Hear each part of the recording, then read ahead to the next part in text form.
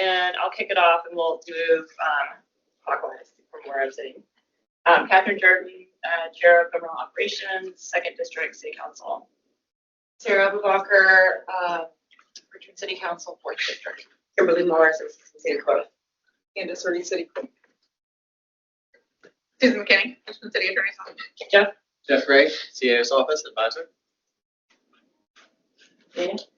Adam Bull, also a policy advisor, and also serve as a liaison to security. Daniel Wagner, Council Chief Staff's Office. Sorrento, Councilman Gibson's liaison. Wells, DPW liaison. Working City Policy Advisor, or excuse me, Senior Legislative Manager for the Council. Andy Gibson, City Councilwoman. Cordell Hayes, Legislative Manager for the Office of the Mayor. Sven Phillipson, 2nd District Liaison for Trigger. Right. Will, do you think we're waiting on anyone else? This is the full roster. Councilmember Redden, I believe, is going to possibly join remotely. Okay. And so we've got a staff in Flip's office ready to promote him. Should he raise his hand? I guess the message. Sure. The door has to remain open. Okay. The public. I was just So, going, so that's fine. Yeah, I understand. Okay. I'll pass it off. Yes. Sure. Okay. All right, wonderful. Okay. Thank you everyone for coming. The goal of this meeting is just to share out what the priorities are for the committee for the year, revisit a little bit what this committee is set up to cover, who reports up to us, and answer any questions about the draft agenda as we have it. So moving on. Yep. So moving on to the background and scope slide. Again, the goal is to collaborate on the schedule presentations. Will, thank you so much for what you've done to put this together. Just going to quickly give everyone a chance to review this because you've done a good job putting it on location. Again, the committee is governmental operations. Look at the website. Our charge is reviewing and recommendation of issues assigned by OD. So sometimes we'll get topics sent down to us from OD. Otherwise, review city issues and policies that are not related or assigned to the other standing committees.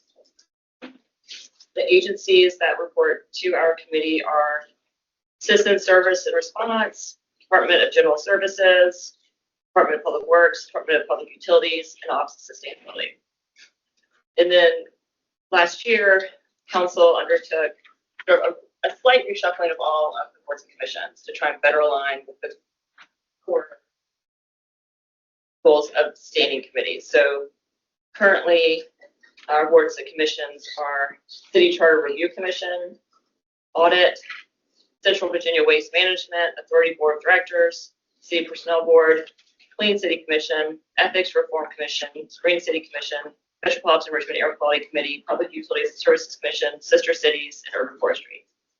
Now, some of these commissions are not active, others are very active. Well,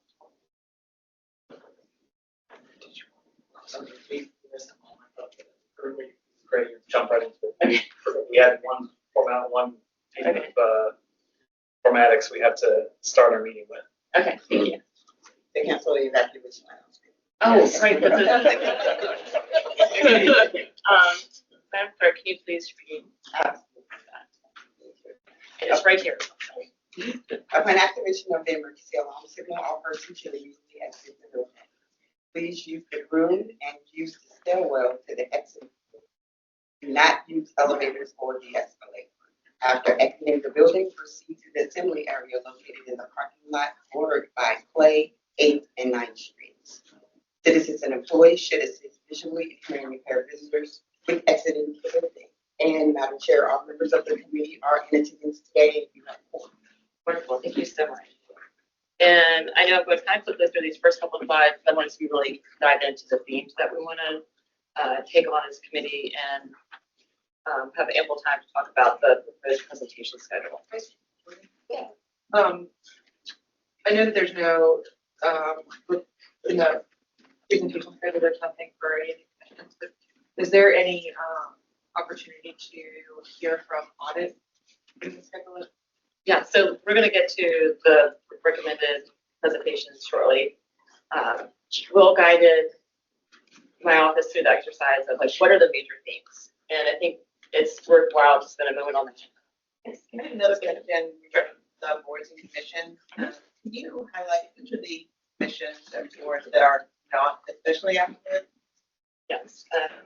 Okay, so the city started to, city charter was very active. I would say it's gone a little bit dormant because we were not able to get our charter commission recommendations into the last general assembly session. Then we had new, mayoral administration come in. In general, the city has taken a pause. We need to bring that back up. But right now, I think we task the citizens with a lot of work, and we don't want to just have the meeting if we're not ready on our side in accordance with our GA representation to move forward on it.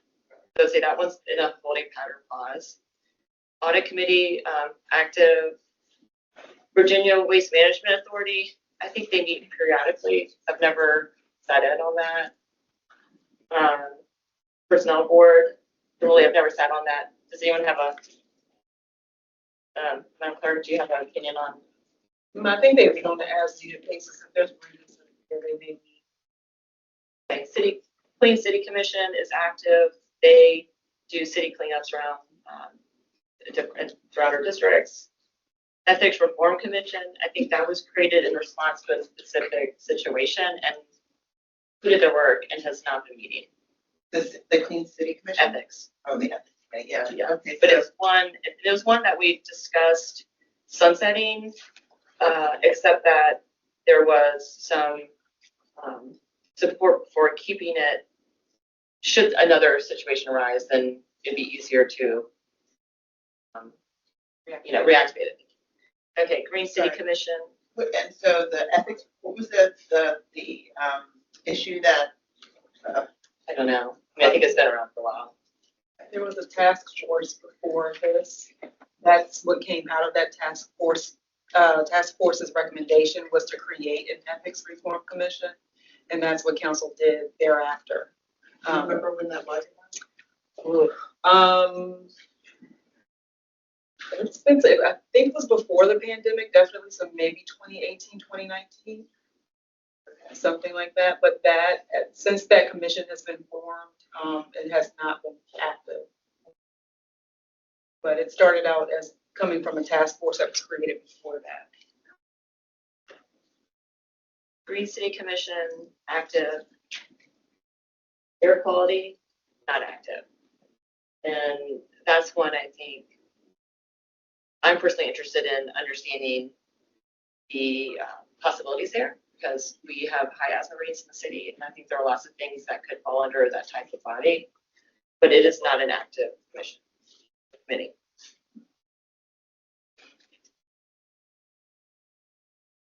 Public Utilities Commission, getting up and running. I would consider that one active. Sister Cities Commission, active. Urban Forestry is active. Any other questions on the slide? No, but I mean, I do want to state that, as we're looking at operation of the government, I mean, I think we were the ones that highlighted it's not being active. I think there is still a need for them, and I would love to see some time dedicated to figuring out how we can ensure that those different groups are able to support the ongoing operations of the city government. I think in particular, the Ethics Reform Commission, I think, the overarching idea of increasing transparency in city government is notable. And so I think that I would be interested in seeing that work continue, and then also understanding that, the people that work for the city and ensuring that we're supporting workers. I think that the city personnel board could have a definite time and place. So I would love to see us look into how we can support that work. Yeah, that's great. Do we get presentations from the personnel board at all at council at any level? No. Okay, we've had the retirement board maybe present to us, but maybe not the personnel board. Correct.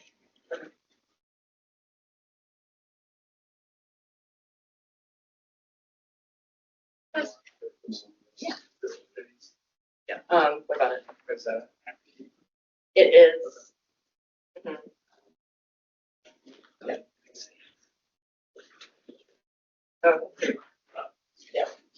Chair, real quick, for the committee application, Green City Commission is now Sustainability and Resilience Commission. So just if you look at the name. And that was a name change that came from the commission. Thank you. So obviously, I think number one on the presentation and this work of this committee is the water outage and response. So an example of that is the third-party investigation. We had sort of a broad overview of this at our last meeting. And now that that work has gotten underway, some of the subcategories within the water crisis response are going to be sent to other committees. So the communications is going to public safety. They've already had one presentation by Mr. Willoughby. The response of the human, the toll on our residents is in DHS. Majors have a presentation there, or is coming up with a presentation there. But I think it makes sense for this committee and welcome feedback to continue to hear the updates from HNTV.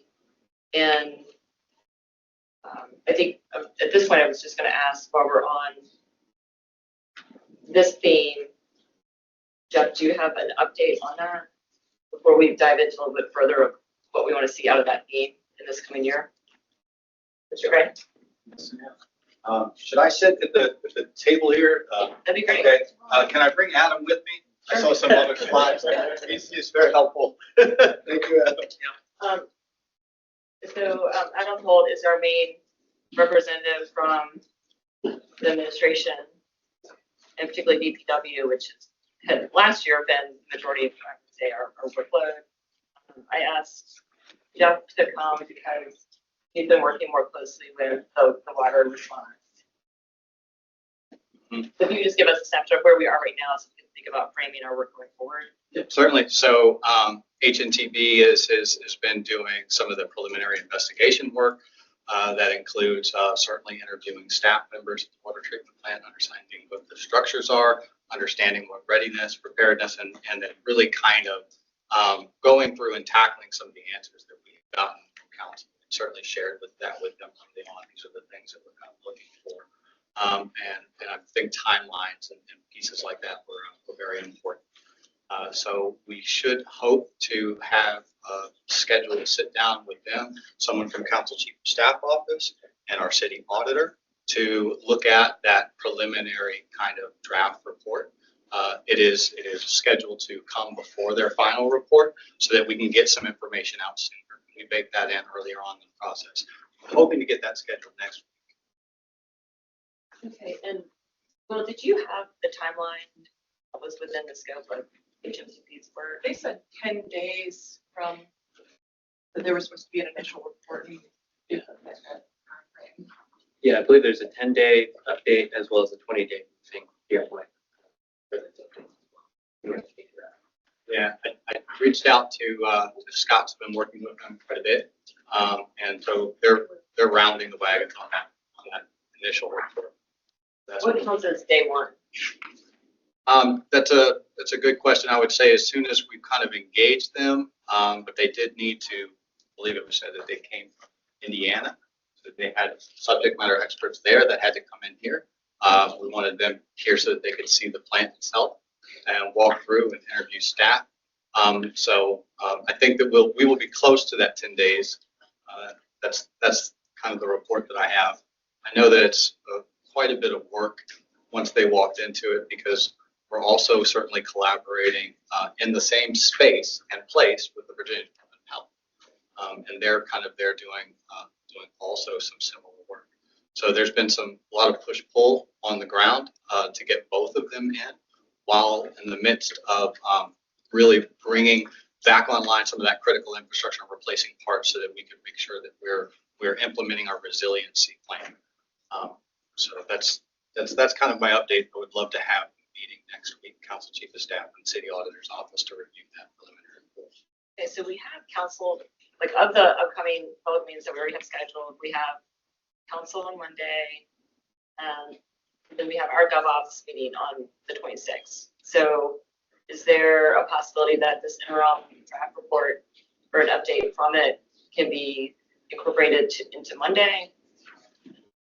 I can see, but I would reserve, and maybe hope to have it just after that, to be honest with you. Got to get those schedules to align and make sure we can get people in, and that report is indeed final. They don't have a final yet, but they are very close to being able to produce one, and then it's just a matter of scheduling those folks.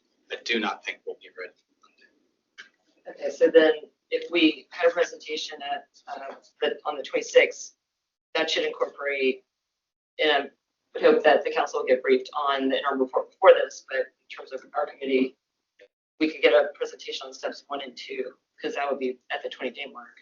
That's right. Members, questions about their schedule and how it fits into our committee? I think my only thought is that, I mean, I just want to ensure that they're able to get all the documentation they need. I mean, it looks like the documentation is not a lot.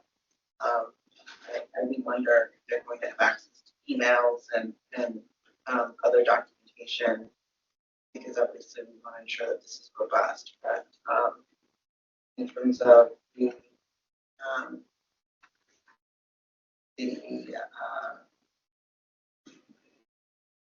I guess it would be helpful to have a better idea of what high-level findings could look like. Well, what was discussed, I imagine you had a kickoff meeting.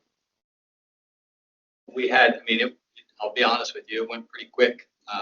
I think that there was some, certainly some phone calls, the logistics to get them into the plant and get work started as soon as possible. And so that's really what we're focused on, so we can get a report out to the committee and to the community as fast as possible. And we can circle back to these issues throughout this meeting, but let's keep going down the list of names just so we make sure we touch on them. 2, this is obviously quite related, state of our utilities and infrastructure. So GasWorks, combined sewer overflow, plan. I think these are things that I'm super interested in and are sort of core services state provider.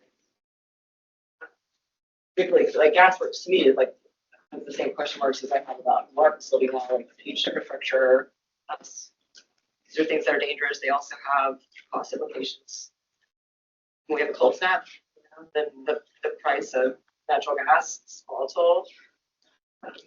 So I'm very much interested in that as a topic. Any comments about that as a theme?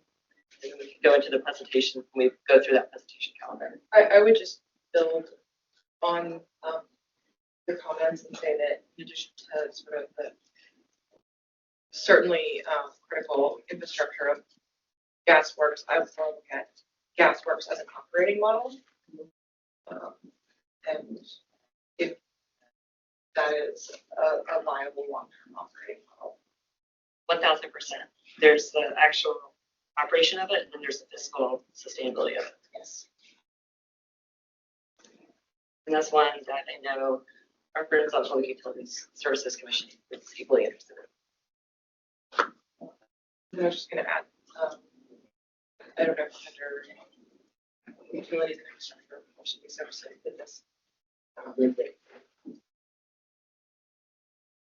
Sort of the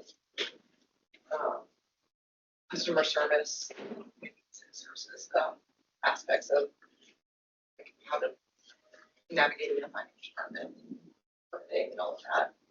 100%. I think at the high level that makes sense within our committee. I think when it comes to actual like permitting for construction progress, I think that's more of a land use.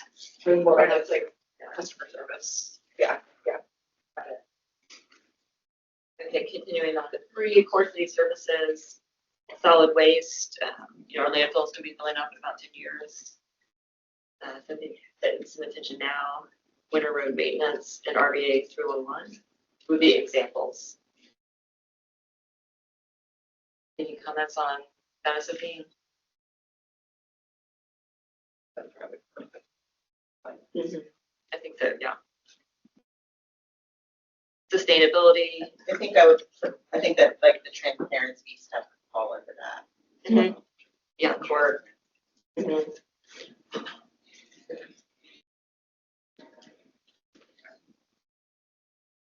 Sustainability, again, the sustainability committee reports to our committee. Green fleet is something that I've been tracking, and we've had committee reports on how the city is moving through a master plan that they created maybe 6 years ago. And, you know, are we hitting our targets? Are we not? And waste reduction, I think, you know, is not, sorry, I'm overcoming a cold, so like less articulate than I usually am.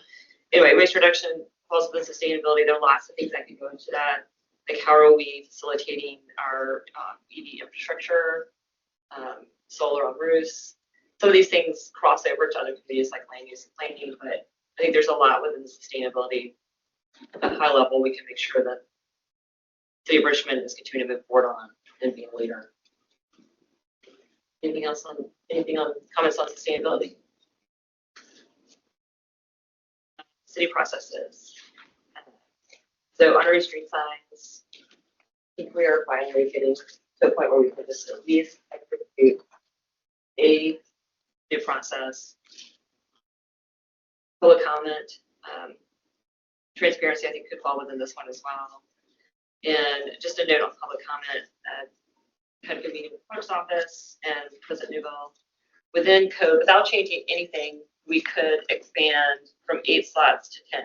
Like right now, as it's written, it's just no more than 30 minutes. And we've been allotting 3 minutes per person. Now, for months, that was not enough slots. It just depends on what's happening locally, right? Like, yes, our last full meeting, we only had 7 people. So Everybody didn't show up. We had 3 or 4 no-shows. Yeah. So I think as we dive into that as a topic, as an interim step, we could just go ahead and say, let's go ahead and bump up to 10. Obviously, I would be in full support of that. Yeah. Okay. And I don't think we need to do like a formal vote. It could be something to by consensus and let the clerk's office know.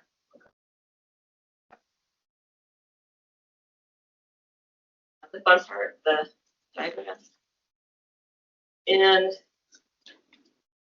we had tried not to have more than in the past 2 presentations, but there's just a lot going on. So I think the reality is, you know, maybe 3 presentations, 10 minutes each, and thinking about where things fall in the calendar year with the budget, you know, or with a higher priority.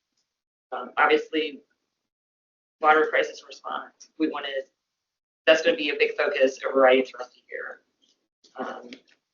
But we can just go, well, I might let you read down this chart because you put it together, and I think you can better describe how it's assembled. Yes, ma'am. Thank you. So the chart, as you can see, sort of reading left to right are the 5 themes we just covered in the previous slide. The number in parentheses is the number of presentations for the column. And then moving top to bottom, those are the meeting dates for the Committee on Government Operations. And the number in parentheses next to each date is the proposed number of presentations in that meeting. So in January, we had 3. And then the separate column on the side is more so for our friends on administration, just so they can track how many we are, the total for each agency, roughly. That's as it is now. Again, I think, and I'll also point out, there's a customer, Jordan has recommended we cancel the audit meeting. And then I'll also say last thing is there's a bit of slack built in to this. So if the goal is to have 3 or fewer presentations in each meeting, you can see down the last 3 months of the year, we're not there. So I think the purpose of getting together today is to, you know, talk about if we need to move some of the proposed things or add or subtract. But, you know, there is space on this schedule for more presentations.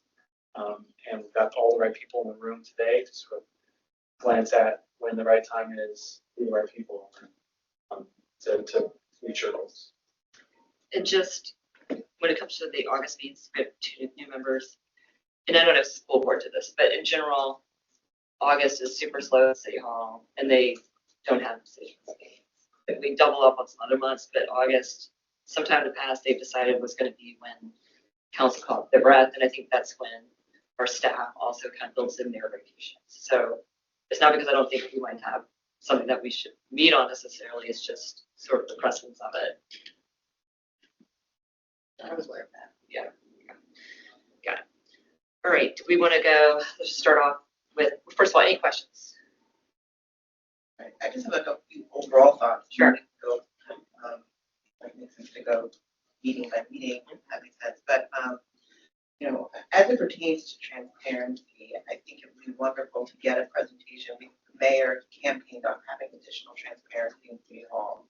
And so I think it would be wonderful to get a presentation from the city, whomever he thinks is the appropriate person, on suggestions that the administration is making on additional transparency ideas and how that can be facilitated at the city level. So I think that that would be something to consider sooner rather than later, since there might be additional discussions around that. And then I also think, big picture, that as it pertains to both the core city services and the water outage and infrastructure, that in particular, probably sustainability as well, but understanding the org charts and the vacancies is, I think, key to the discussion in terms of how these departments are able to function. Mm-hmm. So I'm curious to know, are there departments that in roles where we've seen a good amount of transition, where people more vacancies in the role, and how we operate when people are coming and going can really be cobbled. We're handicapped quite a bit. So understanding, where, how the departments are organized, where we've seen issues with vacancies, and I think would be kind of helpful to understand the ins and outs of those divisions. Does anyone know what the personnel board covers when they meet? Typically, I think it's focused on grievances. Yeah. Okay. But I will add that in the past, HR was requested to come and do turnover reports to governmental operations. And that's where you got to see a look at the vacancy rates in each department. So that probably could be something that you all could bring back, because I haven't seen it in recent years at GovOps. Yeah, well, let me ask the administration this. So obviously when there's a new administration comes in, there might be new departments that come in, departments that get shifted, rearranged. Like, is it worth having the vacancy report now? I think pre-budget would be really helpful.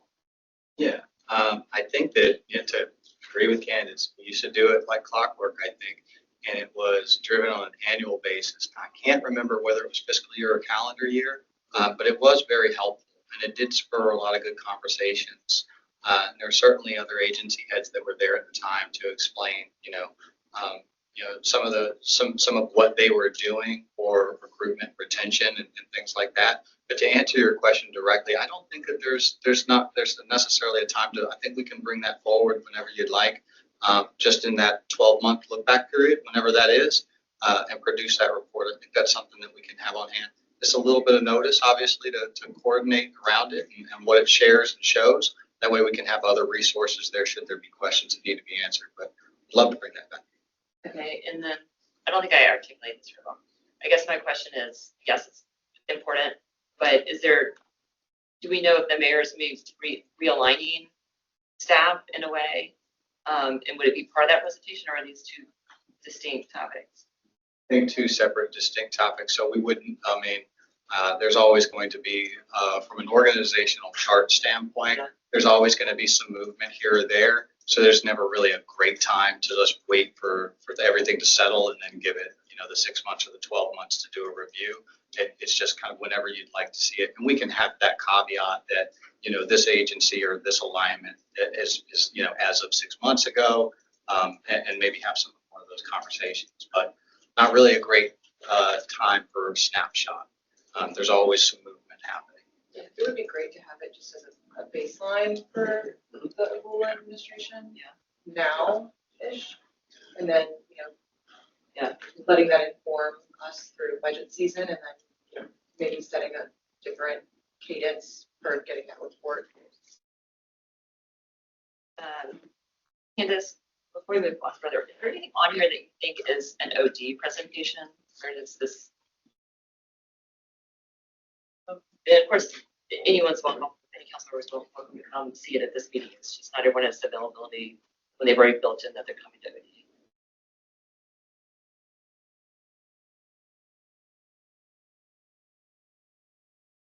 I'm aware, maybe the follow-up to the council retreat, maybe might be better suited for OD.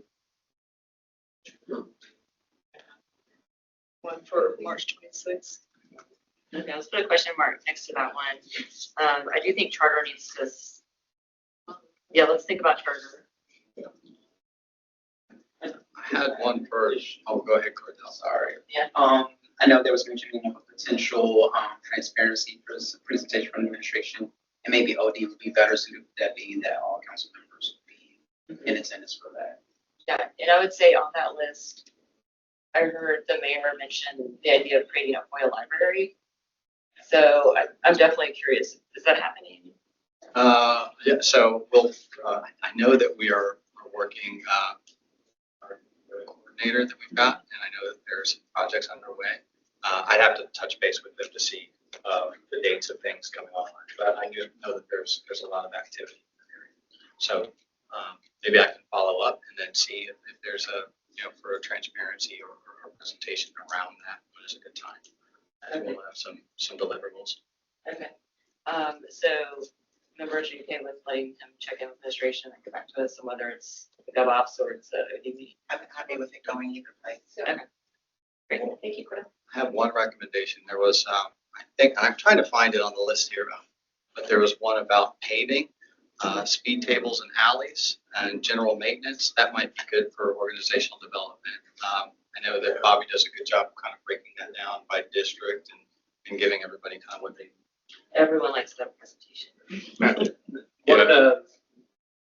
One additional one was potentially doing a general assembly update, maybe in April, and whether will this committee to have it here or. I think that's an OD meeting. Yeah. OD. 100%. Well, and Which one? Sorry.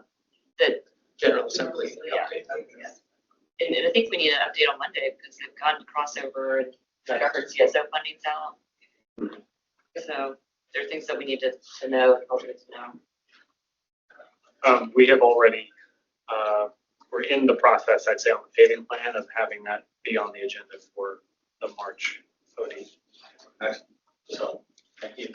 Just to rewind really quickly, just to note that vacancy report, I've requested it. There was supposed to be one in January, but not needed. So the request has been in HR about getting that report. And you'll see it will come up in budget because you'll see the alignment of the positions in the budget too. So we'll get that to you as soon as we get it. Councilor, may I suggest that, I think it was Councilor Auerbach who suggested we move the council process, update of council retreat to OD. We could then pencil in a vacancy, the review vacancy report at the March 26th meeting. Okay, and that would be, I think, pretty much immediately before we get the mayor's budget. Right. Yeah, whatever days forward. Yes. Yeah.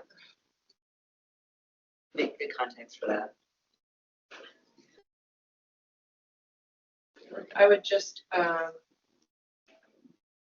offer that it would be great if we could, whenever the departments are doing presentations as a part of, like, just sort of make that presentation, if they could provide us with an update on any outstanding audit recommendations that their department has and where they're at with those.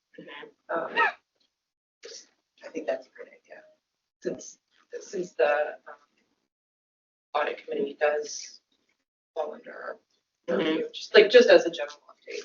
Yeah, so let's talk about that for a minute because I could also see that. I mean, is that a standalone meeting or presentation? It has been in the past. Yeah. Audit has come, or the auditor has come and given like an annual report of their activities and all of their audits for the year. Sorry, I might not be articulate. I'm not the only one that's inarticulate. Yeah.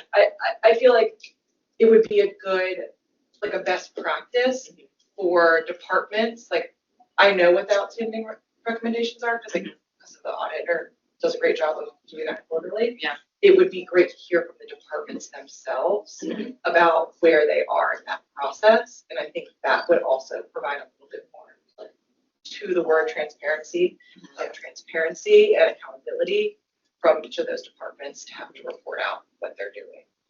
Just as like a best practice in any time they're presenting to us. Yeah. I got that. Thank you. I guess what I was like, instead of, okay, DPU is coming to talk about, works, as an example. That's such a meaty, like, I feel like we're then asking for two really substantive conversations to happen within sort of one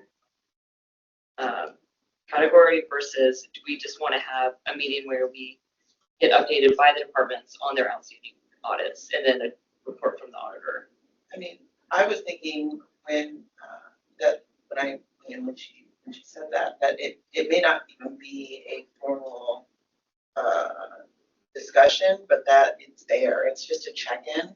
And I think if the goal is to see more activity on it, I mean, basically, the more you weigh yourself, the more you weigh. And so it's just about, I think, having more visibility and check-ins on that. I don't know that it would be the meat of the conversation, but I think it would be helpful for ongoing increased visibility. I'm happy for it either way. I just think it's an important practice that we get into the organization. Thoughts from the clerk's office or administration or anyone else on this? From the administration, some of those audit items that are open are worthy of a full presentation as to explaining where we are with it. Just want to make sure that the time is allotted. Certainly the quarterly report gives us it's open, it's closed, or it's in progress. And those are great, kind of red light, yellow light, green light.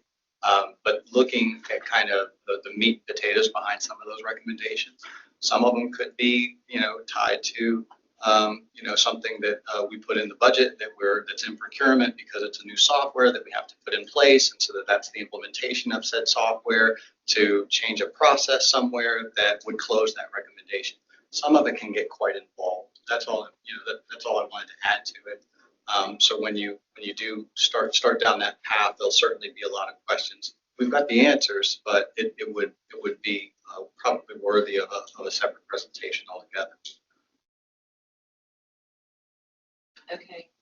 And do we feel like that's an OD or formal or SIGOPS? Candace, did you say it was the auditor's office check that went to Subject matter. I would just encourage it. I think it needs to be more than annual. And so, if these reports come out quarterly and it's quarterly, I would support that, or you did it at least 2 times a year. But I think that there should be a more regular cadence. Mm-hmm. Yeah, I feel like biannual gives enough time for people to make progress on something without it becoming all about just trying to create a report. And then particularly if it's before budget season, so we can see like, they're not gonna be able to fix this audit issue if we don't fund it in the budget. I think that's huge. So that feels like I don't know if there's enough time for it to be a February meeting, but a March conversation. Yeah. Feels less. Yeah. Especially since there is some consensus among this group. Yeah. Okay. All right, so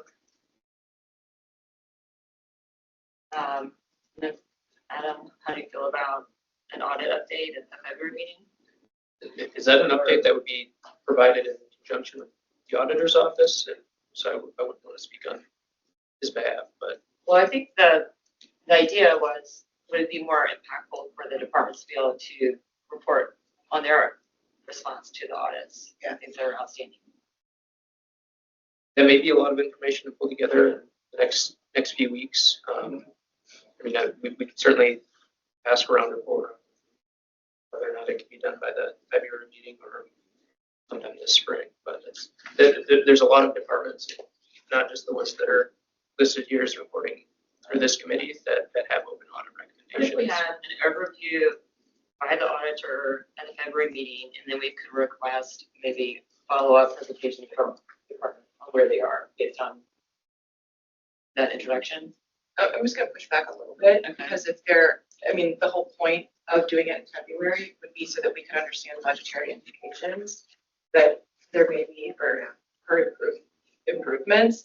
So I would say that you guys will be already evaluating those through the lens of budget season. So I would be hopeful that it wouldn't be too much of an additional burden on the administration, because you're already looking at these things in the lens of budget season. So like, if that's all you could present on was like, what recommendations have budgetary impact, and that you're seeking for the upcoming budget season, like that would be, like, if we just narrowed our focus for February to that would be incredibly informative and helpful. I agree. And looking at the agencies that are really typically here, already listed on this first slide. When you look at DPW, DPU, citizen services, response, sustainability, those are all, that's a lot. If you brought in all 30, agencies or departments, some of those are almost worthy of their own individual presentations. I didn't mean to take us off too far from, mentioning that there's an elongated process to closing some of the recommendations. It's just the nature of them. Some we close before the audit is even gone to audit committee. I understand. Yeah. So I didn't mean to say that there's necessarily everything that's open is contingent upon a budgetary thing, but looks like you're trying to deduce those things. I guess my question is it the departments that are listed here, or to Adam's point, are you looking for all 30 agencies? I mean, Rome wasn't built in a day. I'm like an impatient incrementalist, so I'm happy to start with something. I just think something would be great to know before we go into budget. So like, we can work together on the details of what that something is and what is feasible in this time frame. But Well, it's unfortunate, like, we didn't ask Riyadh to be here, but like, that'd be the natural person to have helping us with this question. So, how about, let's put this in the parking lot for a minute. Will and I, or whoever, can check in with Riyadh and get his point of view, maybe on this, and circle back. For just a time check, I'll give you 15 more minutes, and I think encourage you, as Ms. Gibson recommended, to sort of go meeting by meeting. Okay, all right, so moving on. All right, so we can circulate things by email. All right, so the February meeting, we will have a report probably on items 1 and 2 from each of TV. We asked Peter Brill to come and give an overview of RBA 311. May or may not have a presentation on audit, outstanding audit. March, combined sewer program update, joint energy team overview, the council retreat follow-up, sounds like it's getting moved.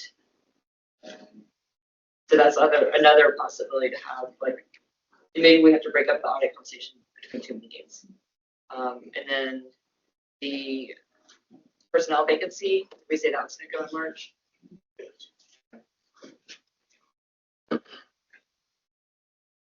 April, HUTV final report, lead service line replacement program update, waste reduction policy. May, gasworks and CIP and sapping, capital maintenance program update, urban forestry program. June, HR, circular economy, charter review.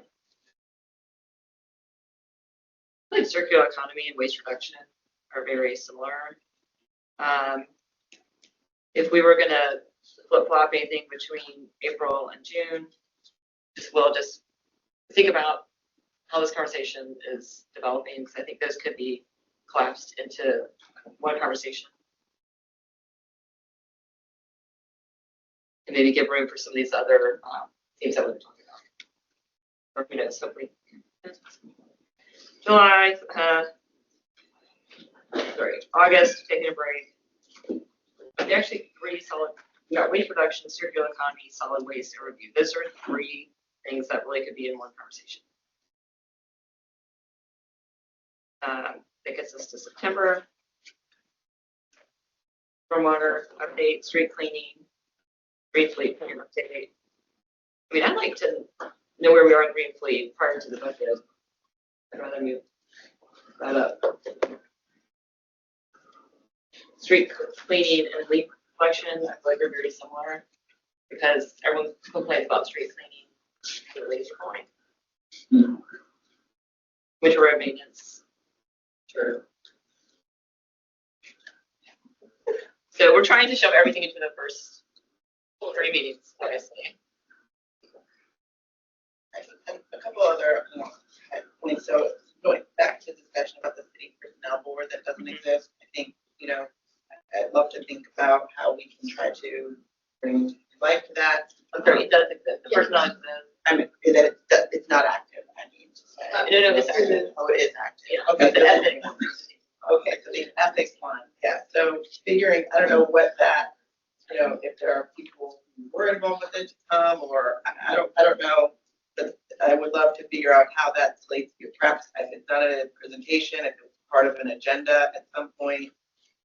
And then given that the personnel board does exist, having some presentation from those group of folks would be, I think, helpful. To see if there are things that we can do to better support what that work looks like. And then I also just wanted to say, I feel like this is a committee, I think that needs to see itself as being somewhat nimble.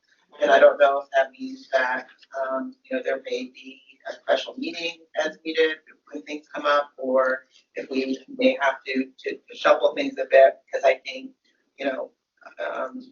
the nature of this work in the city is there is always something that unexpected that will occur, and I just want to make sure that we're able to be responsive.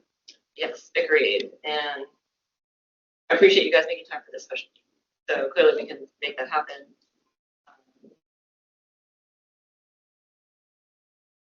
I think RBA 211 feels like one we can do towards the end of the year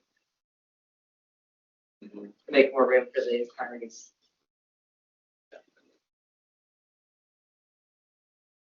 And I just want to double check I'm printing ahead.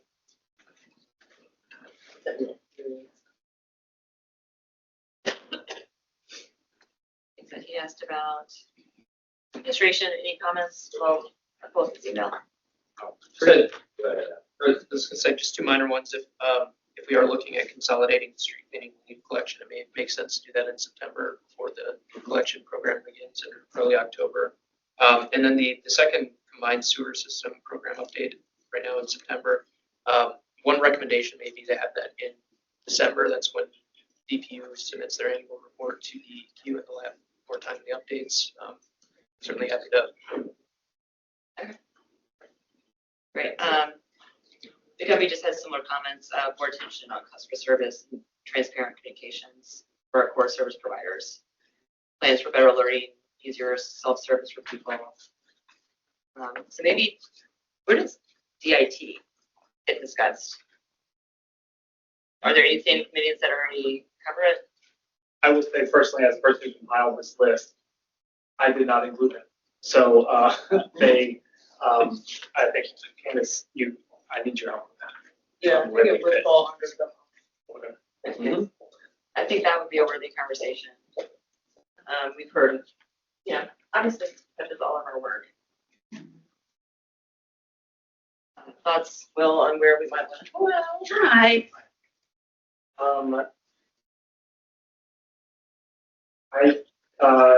Maybe you could tell. We have anything with DIT that is it for the user experience, or that element of it, and the sort of Because I will also say personally, in a related to RBA 301, I mean, there's a number of enterprise systems that our agencies use that are sort of the underlying, function of when people might have customer service challenges related to the, big systems that our agency use. So maybe that is I would recommend that perhaps as a starting point for DIT, sort of. I'm not sure how to put that in terms that make sense for how DIT fits into agencies, but related to the big systems that they use. I don't know how. Do you know what I mean? ERP systems, is typically how we refer to it. Yeah. They're citywide systems that impact all agencies and departments. I mean, if we'd had this as a standing presentation, we probably would have heard about we're moving to this new, text messaging. Yeah. Right. So it would have been a whole safety. Yeah, that would have been, I think, probably within public safety. That was something that emergency management and DECPR really is, they're the owners of that tool. So I'm not sure that would have come through DIT. DIT would have been more of those enterprise-wide systems that aren't really singular to one agency's, output or operations. Something else Will said, you make me feel something, which I think is like the question of outsourced versus in-sourced services in general. And I'm sure that there's a good number of services, obviously, like the softwares that are one. So we've been these. So I think getting input from the city on those services that we do outsource, the effectiveness of the investigations about cost saving would be something that would be worth discussing. Understand that we've got a number of things here, but I think that in terms of how the city operates overall, that's a very big piece of it, the significant budget implications as well. So, What do we feel like that's more of a finance topic? Look at it from that direction. Funds committee. I think that it depends on what the objective is. I would think that under finance, we have to do with the contracts themselves and how they've been structured, versus we're discussing here how it impacts how the government is operating overall. I mean, like I'm thinking Human about capital. myself. Yeah, like myself, I know that like we're billing is now outsourced to a company, I believe, in another state, and so, there are challenges that I've heard from residents about having to track down that type of information. And so I think it would be valuable for us to understand, why that decision was made, how that contract has been structured, what does that save us? And because everything is, there are pros and cons in both ways. And, we have many services, we have custodians that have been on kind of, I question contracts that just go into perpetuity. I mean, it's not like we're one day ever going to not need to have some folks who are providing janitorial services. So why that service is outsourced is something I think we would want to understand, because ultimately, a company is profiting off of that, right? And so we just want to make sure we understand, why that decision was made and how that works. So, I do think that, I think as it pertains to contracts, that makes sense to call under finance, but in terms of how it's working, I think that goes here.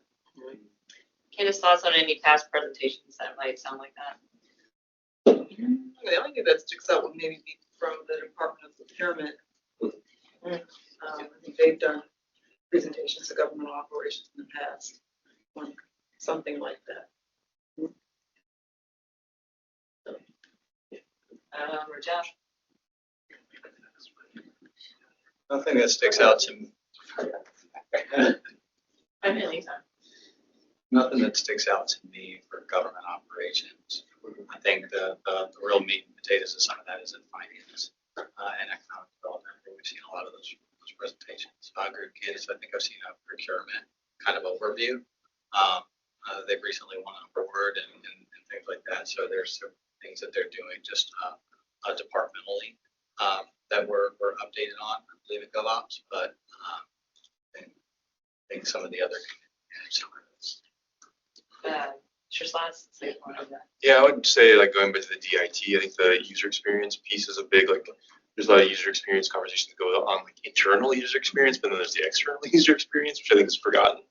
I think data, like more and more we need to think about like what our data policies are and like how like our cybersecurity conversations, like how is data shared across departments? I mean, there's pockets of information that are stored in different places. Maybe they're centralized. Maybe they should stay separate. I think there's a lot of conversation with DIT there that could come from GovOps. I mean, I think they're a quiet but really powerful department in this place. They're a piece of infrastructure, just as much as the sewer line is. So I think that's a thing to think about. So. Yeah, thank you. Chair Jordan, if I could add to the Councilmember Gibson's comment as well around contracts, I think having a real thoughtful, maybe this needs to be a next topic of conversation, is thinking through, because I think it's a really good point. Maybe it's about performance management, right? How are we evaluating departments? And is it actually, in some cases, it might be the most effective for us to contract out work for X, Y, or Z service. Looking at maybe that is something we request as an addendum to some of these presentations. So for instance, when we look at the urban forestry program, we know they contract out tree maintenance. Tell us why that is, tell us what we're saving, tell us how that gives that department the ability to deliver the service in the way that they want to. And then opportunity for members to ask questions around it. Just as an idea, but also that's up to the will of you all, how you want to frame that. And then obviously working with you all moving forward to discuss how those should be structured. It's really broad. Yeah, I mean, so there's a lot that's insourced or outsourced, and those are kind of business decisions. There's always going to be a need for scalability. After a storm, we get a lot of trees that are down, and we need some extra hands. So, or do you have reserve or retention contracts for that, or are you relying on day-to-day operations? But it really depends on the area, the time and the place. Remind me though quite a bit. I appreciate your comment because it's very much what we discussed on Monday in our OD department as it pertains to those the grants and the non-departmental expenses, right? And I think that as we are looking to have more measurement of impact and benefit with those funds, it should be a kind of broader, I think. We should have as a city a general kind of point of view, perspective in terms of when you decide to outsource something and how we determine whether or not that contract is providing the service to the extent that we expected and that we need to see happen. So, I see a lot of parallels with that. I can see this conversation also happening at the OT level, but I think it is similar to that overarching idea. All right, and then we haven't touched on this, but it reminds me that, there are built-in report outs from our boards and commissions that are supposed to be happening, and we don't have that on here yet. So we need to think about that, and this is not our only year. So remembering that. That's huge. November and December are a good time also to do things that have budget implications, and we're not going to be able to control that shit in one day. We will take, we're going to continue to work with you guys, and we'll take what we've heard, administration about what's possible, and it makes sense with our main priorities, which is, to me, the water recovery response, making sure communications is moving forward, albeit that's in public safety, and things that have immediate budget implications. Laura, Drury, anything you wanted to bring to the Governmental committee? Welcome. This is my favorite committee, so I thought I would come. Okay, it's 1:59. We're being respectful of everyone's times. Any final thoughts or requests? Knowing that again, you can follow up with us after this meeting, obviously. I just wanted to say thank you for working with Will. I think this is just a great opportunity to get presentations programmed in advance. This is so helpful for us to make sure we've got everything in good order and we've got things over to the clerk's office timely, et cetera. So it's very, very helpful to have this mapped out. Likewise, thank you to Adam, thank you to Jeff, thank you to each of you for that several pre-meetings for this meeting. Really appreciate Chair Durden for, the vision and guiding us here. I will follow up with, fitting this into a new way, and hope we can get to a place where, you have a set plan by our next full meeting. Perfect.